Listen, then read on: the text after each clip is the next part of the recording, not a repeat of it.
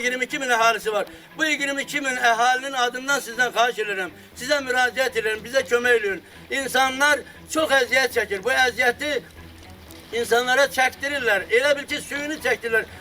Sizin təyin elədiyiniz kadrlar, məmurlar baxmır. Cəmaata baxmırlar.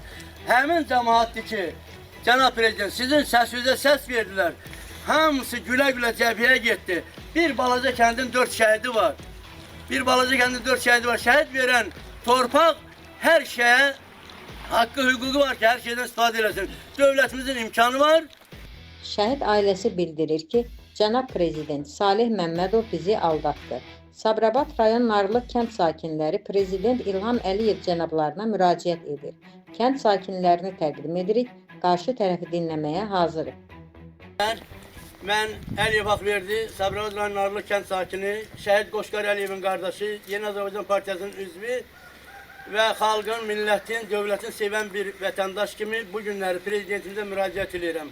Cənab Prezident, biz Sabirabad rayonunun Narlıq kəndində yerləşirik. Kürdəmir istiqamətində bizim kəndimiz axırıncı kənddir. 15 kilometr yol məsafəmiz var. Uzun illərdir, 15 ildir biz bu yoldan əziyyət çəkirik. Hər şeyimiz var, şükür Allah. İşığımız, qazımız, suyumuz boldur, bir dənə yolumuz yoxdur. Ambulans çağırır, gələ bilmir. Yoldaşlar öz işlərini görmək istəyir, amma yol imkan vermir. Yolumuz bərbad gündədir. Bax, cəmaatın bir hissəsi buradadır. Buradakı cəmaatın hər birisi 1000 nəfər, 2 nəfər insanın sözünü deməyə qadir insanlardır. Biz istəmədik çox adam yığılsın ki, başqa məna kəsb eləsin bizim çəkiliş. Çəkilişimizin mənası ancaq yoldur, Cənab Prezident. Xahiş edirəm, bizə kömək edin. Bu günlərdə ayın 24, geçen ayın 24'ü Azəryolun sədri Salih Məmmədovla görüşüm olur, bir şəhid ailəsi ki, mənə qəbul edib. O mənə söz verib ki, Narlıq yolu çəkiləcək, 15 kilometre yol çəkiləcək. Aradan bir ay keçir, Cənab Prezident. Heç bir reaksiya yoxdur, heç bir tədbir görülməyib. Sadəcə Güngül komissiyaya göndərdi, nümayəndə göndərdi, gəldi yolu çəkdilər, baxdılar, güya qiymətləndirlər, o gedəndirlər. Cəmaat zülüm çəkir, cəmaat çox çətinlik çəkir, Cənab Prezident. Ölkəmizin şükür Allah'a qüdrəti böyüyüb. Dünyada bizim ölkəmizdən danışırlar. Qüdrətimiz, müharibəni udmuşuq, qalib ölküyük. Hər kəs bizimlə hesablaşır. Sizin kimi bizim siyasətçi prezidentimiz var. Göydə Allah, yerdə də sizə güman edirik. Cənab Prezident, xahiş edir. Bu cəmaatın adından deyirəm. 22 bin əhalinin adından deyirəm. Cavad Narlıq arası 6-7 kəndar 22 bin əhalisi var.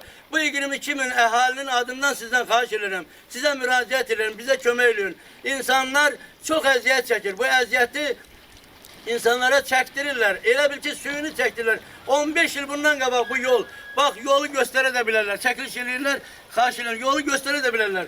Yolumuz bərbad gündədir. Bax, belədir. Bax, maşınlara baxın. Maşınlara baxın, bərbad gündədir. Hər yer çala çuxur.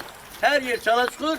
Vəziyyətimiz çox ağırdır. Güman yerimiz, dedim ki, göydə Allah, yerdə Cənab Prezident. Siz xahiş edirik, bizə kömək edin. Çünki sizdən başqa bizim ümid yerimiz yoxdur.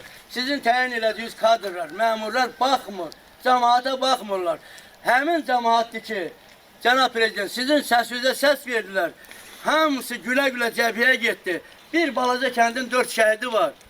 Bir balaca kəndin 4 şəhidi var. Şəhid verən torpaq hər şeyə haqqı, hüququ var ki, hər şeydən istifadə eləsin. Dövlətimizin imkanı var. Şükür Allah, böyük siyasətçi prezidentimiz var. Dünya ondan danışır. Dünya bizimle hesablaşır. Artık biz elə bir vaxtda, elə bir imkana gəlib çatmışıq. Dünya böyük dövlətlər bizimle hesablaşır. Bizden böyük məclisləri bölüşmək istəyirlər. COP29 dünyanın iqlim dəyişikliyində biz ev sahibliği elədik. Hər bir dövlət bunu bacarmaz, amma biz bunu bacardıq. Niyə? Bizim qüdrətimiz var, varımız, dövlətimiz var. Bu cür varlı dövlətin, imkanlı dövlətin əhalisi bu əziyyəti çəkməyə haqqı yoxdur, Cənab Prezident. Mən sizdən yenə də xahiş edirəm. Bizə kömək edin. Yeganə ümid yerimiz sizsiz. Baxmırlar. Çox müraciət eləmiş aidiyyatı qurumlara, çox təəssüf ki, bugünə qədər səs verən yoxdur. Güman eləyirəm ki, Cənab Prezident, bu cəmaatın bu müraciətindən sonra siz bu yola vəsait ayıracaqsınız. Çünki hər dəfə aidiyyatı orqanlara müraciət edəndə deyirlər ki, Prezident vəsait ayıran kimi yolu çəkiləcək. İnşallah ki, inşallah yaxın vaxtlarda biz güman edirik ki, bizim yolumuza vəsait ayrılacaq və yol çəkiləcək və bu cəmaat bu əziyyətdən qurtaracaq. Bir daha Allah'tan size uzun ömür, can sağlığı arzu ederim, aile saadeti arzu ederim. Azerbaycanımızın güvenen yeri söz Cenab-ı Prezident. Bizim sizden başka hiç kimse güvenimiz yoktu. İnşallah ki necə ki 30 illik həsrətlə yaşadığımız torpağı geri qaytardınız. Belə xırda problemləri güman edirəm ki tezliklə həllini tapar. Çok sağ olun, minnettarıq. Size teşekkür ederim Qabalcan ki inşallah bize kömək edirsiniz. Çok sağ olun Cenab-ı Prezident.